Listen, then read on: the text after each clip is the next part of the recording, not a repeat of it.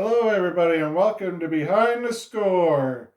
Welcome to day 2 of the 30 teams and 30 leading up to the MLB season.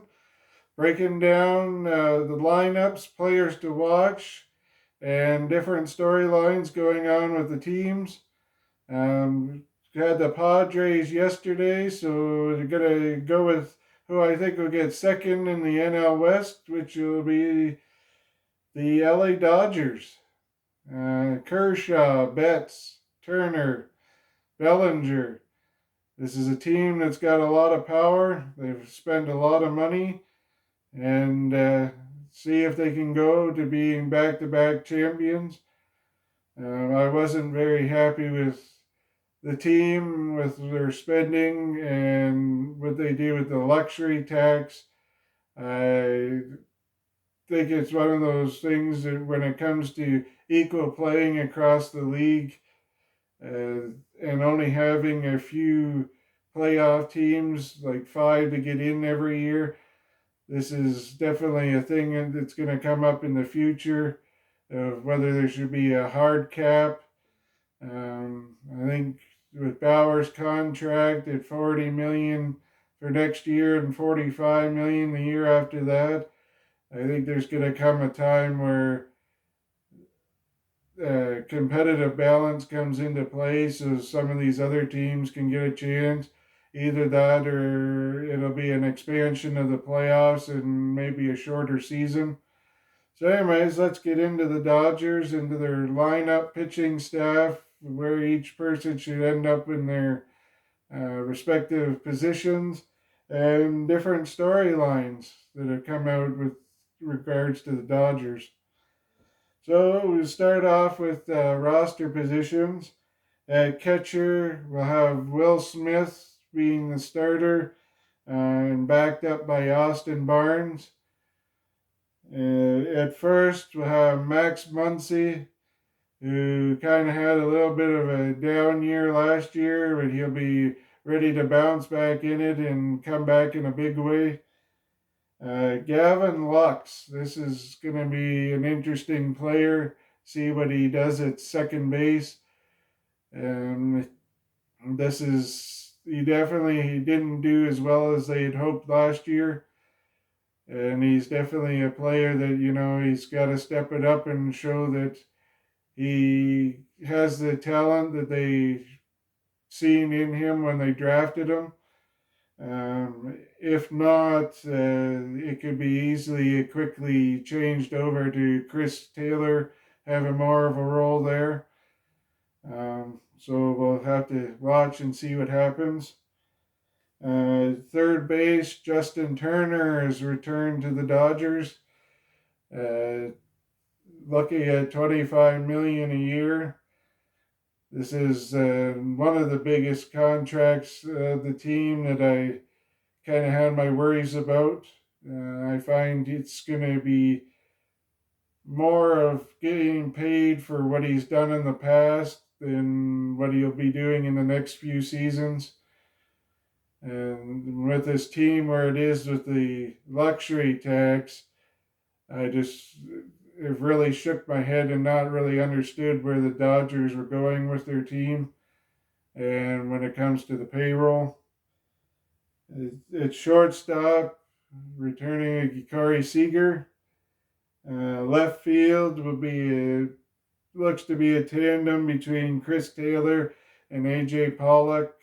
This will probably be a more of a, depending on who's pitching matchup wise.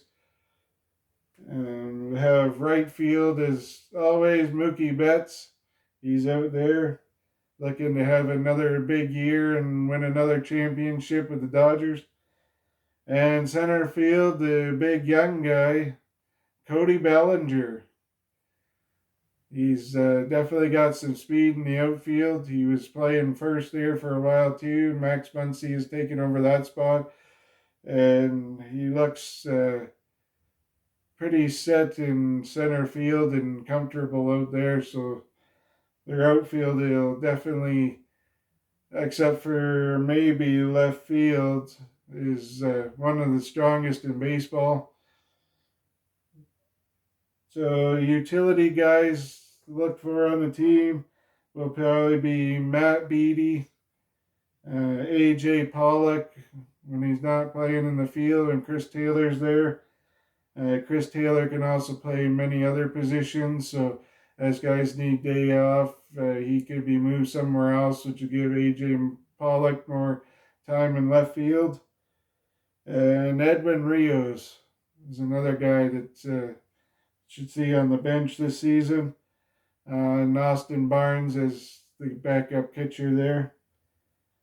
Pitchers for this season, mostly the rotation for most of the season should be Kershaw, Bauer, Bueller, Price, and Urias.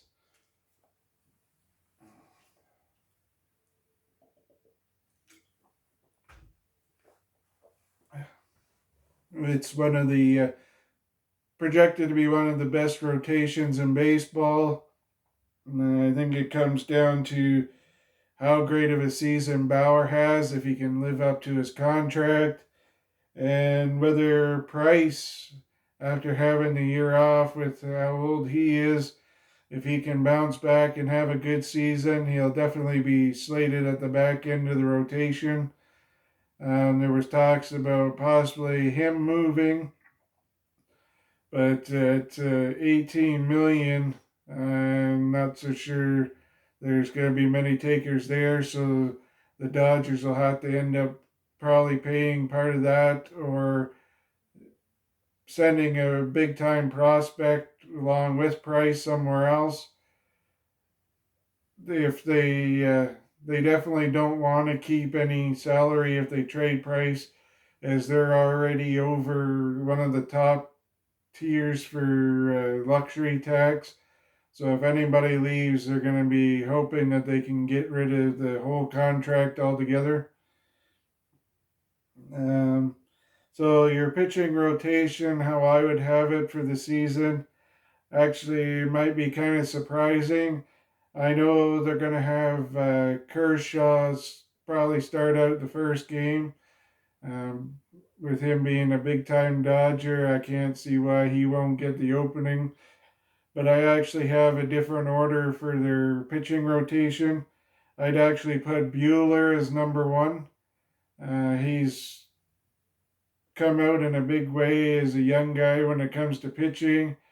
When Kershaw leaves, I definitely see him becoming the big ace on that team. Then I have Clayton Kershaw, which is coming to the end of his contract. So it'll be interesting to see whether he moves on or whether they sign him to some small contracts in order to help him end his career there.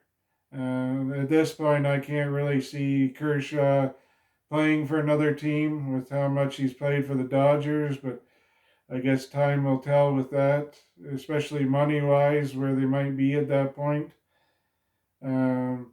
Then they also, like you said, went out and got Bauer. I have him slated at number 3. This is a guy that they said 40 million for this season, 45 million for next season. The highest paid guy per year in the league. His numbers are comparable to one of the Jays pitchers, and he's making 12 million and Bauer's making 40 million. So you got $28 million difference between the two guys with similar numbers. So this is definitely a big risk. They overpaid Bauer big time with this contract, which is really strained them when it comes to the luxury tax. So it should be interesting throughout the year to see if they fully go out with it and take the loss, or whether partway through the season we see some guys moving around so they can get under that luxury tax by the end of the season. Going into the luxury tax, we got into the 20s for the one level, then you get up into the 30s, and when they're once you get over 230 million. And then once you get over 250 million, it's something like 42.3% that you have to pay in luxury tax on top of the salaries, which is a big chunk. And to add to that, then you lose 10 spots for your first round pick in the draft as well. So these guys are going for another championship, but if they don't get there, it's going to be a real bust that way. I do realize their minor league system is pretty full with prospects, but when you're giving up draft positions like that, you got to make sure you're winning. And with this team, like you say, with Bauer in the back end of that rotation, if it doesn't work out, this team could be in a bad spot in a bad way real quick. So we'll get into the other storylines. Like I said, the first one is the Bauer contract.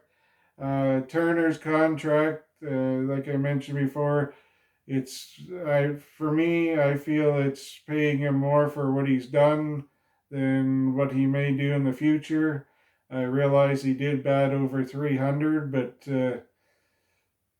at some point here, along with him being in the mid 30s, that production is going to drop off, and if it drops off, it's going to be costing them more money than what it's worth. Gavin Lux, like I said, it's going to come down to this is the time to put the money where your mouth is and show them the talent of why they drafted you. And like I said, if not, then Chris Taylor will probably move into a more permanent role there.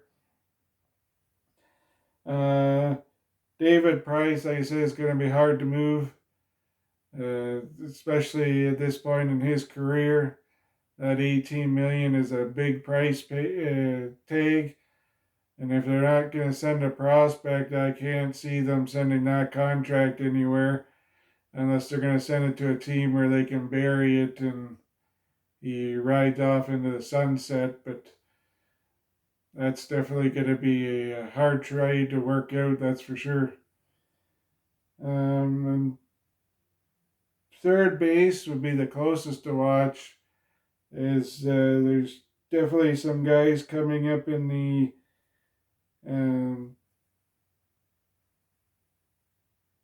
minors that could possibly take over there.